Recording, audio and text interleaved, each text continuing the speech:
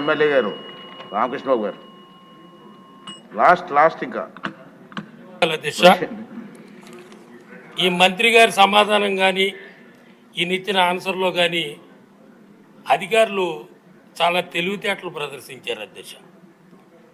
నగర శివారులో యూజీడీ సంగతి దేవుడెరుగు, నగర మధ్యలోనే యూజీడీ కనెక్షన్ లేవు అధ్యక్ష.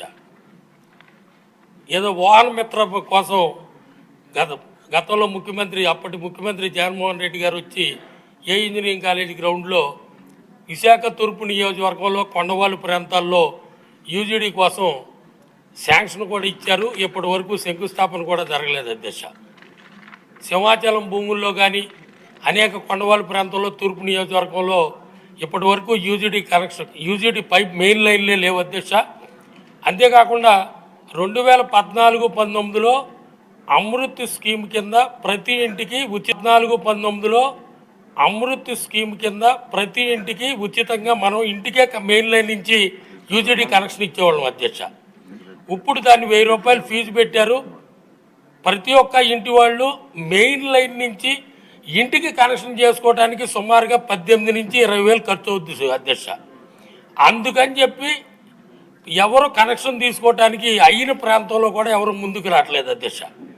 దయచేసి మంత్రి గారిని నేను కోరేది ఏంటంటే గతంలో లాగా అమృత్ స్కీమ్లో ఉన్నట్టు ప్రతి ఇంటికి యూజీడీ కనెక్షను ఉచితంగా ఇవ్వాలని మీ ద్వారా కోరుకుంటూ, అంతేకాకుండా కొన్ని ప్రాంతాల్లో యూజీడీ కనెక్షన్లు సరిగ్గా అస్తవ్యస్తంగా ఉండటం వల్ల, ముఖ్యంగా ఏషియాలోనే బిగ్గెస్ట్ కాలనీ అయినటువంటి ఎంవీపీలో కొన్ని సెక్టర్లో యూజీడీ అస్తవ్యస్తంగా ఉండటం వల్ల మెయిన్ డ్రైన్స్లో కలపాల్సిన పరిస్థితి వచ్చింది అధ్యక్ష. అదే కొన్ని ప్రాంతాలలో ఈ యూజీడీ ద్వారా వచ్చిన మురుగునీరు వాటర్ పైప్ లైన్లో కూడా విలీనమైపోయి దానివల్ల కూడా వ్యాధులు సోకే ప్రమాదం ఉంది అధ్యక్ష. దయచేసి నేను మంత్రి గారిని కోరేది ఏంటంటే వాళ్ళు తెలివిగా ఇచ్చిన ఆన్సర్ని పట్టించుకోకుండా మీరు విశాఖపట్నం వచ్చి నగరంలో విజిట్ చేసి యూజీడీ మీద తగిన చర్యలు తీసుకోవాలని మీ ద్వారా తెలియజేసుకుంటున్నాను అధ్యక్ష.